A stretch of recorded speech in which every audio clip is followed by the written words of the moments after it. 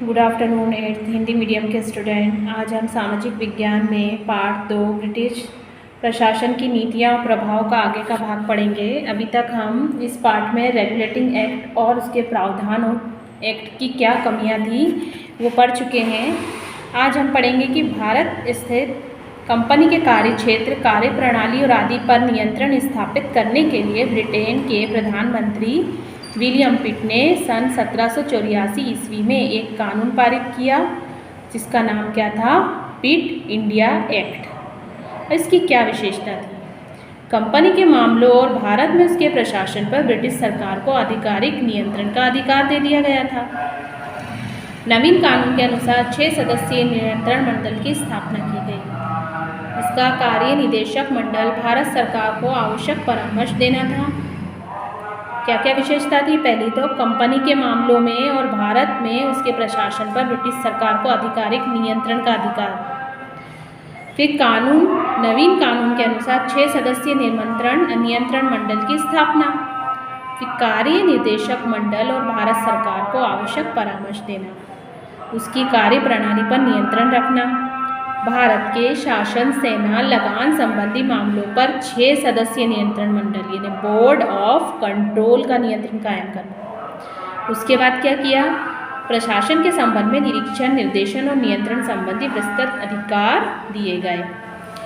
इसके द्वारा भारत में कंपनी के आक्रामक युद्धों को नियंत्रित कर दिया गया था और एक्ट में कहा गया था कि भारत में साम्राज्य का विस्तार इस राष्ट्र की इच्छा और सम्मान और नीति के विरुद्ध है, लेकिन इसका पालन अंग्रेजों ने बिल्कुल भी नहीं किया और 1784 के एक्ट से गवर्नर जनरल एक शासक की भूमिका में आ गया था।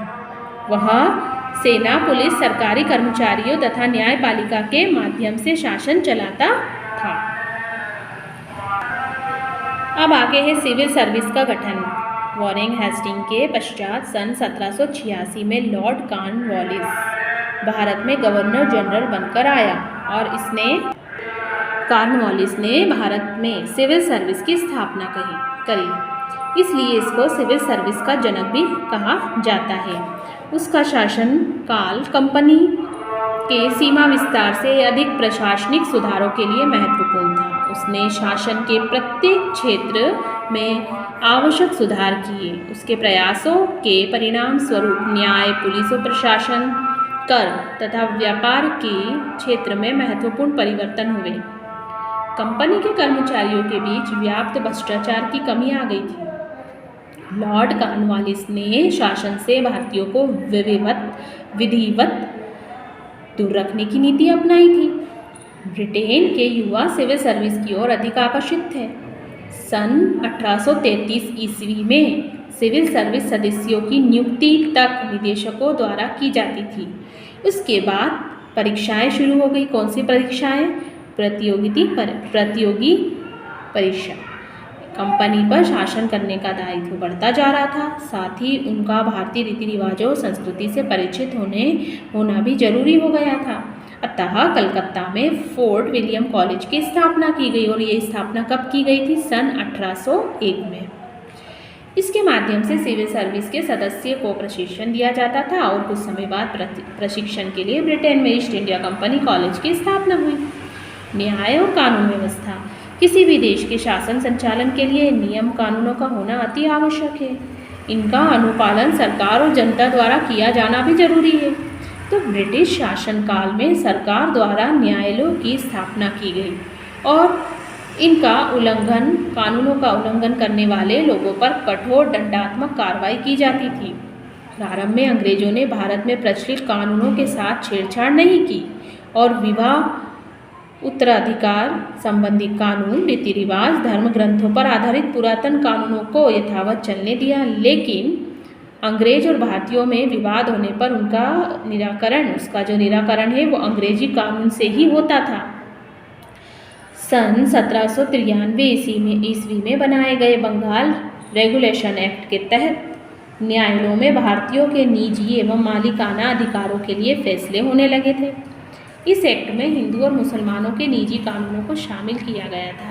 इससे भारत में लिखित कानूनों का चलन आरंभ हुआ था और ब्रिटिश भारत के अन्य प्रदेशों में इस प्रकार कानून बनाए जाने लगे थे। कंपनी के शासन पर नियंत्रण किस प्रकार था? तो समय समय पर नवीन कानून बनाकर ब्रिटिश सरकार द्वारा भारत में विधि शासन का निर्माण हुआ। विधि का शासन। अब विधि के शासन का अर्थ क्या है? तो कानून की दृष्टि से सभी व्यक्ति समान हैं, परंतु अंग्रेज और भारतीयों पर एक ऐसा कानून लागू नहीं होता था। भारत में अंग्रेजी शासन की जड़ें मजबूत होती जा रही थी। 1784 ईस्वी में बने पिट्स इंडिया एक्ट ने भारत पर द्वैत शासन स्थापित कर दिया था। शासकीय कार्यों को कंपनी तथा ब्रिटिश सम्राट चलाता था।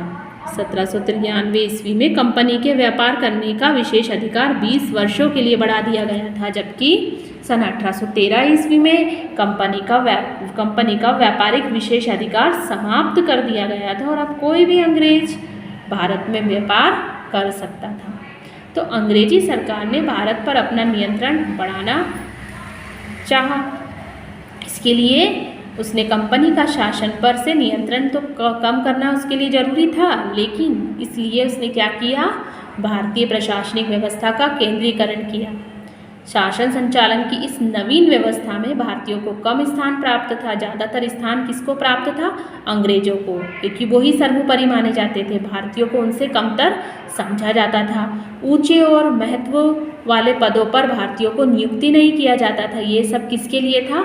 अंग्रेजों के लिए था। आगे हम अगली वीडियो में ब्रिटिश शासन की आर्थिक नीतियाँ पढ़ेंगे। यहाँ तक आपको इस पाठ को पढ़ना है।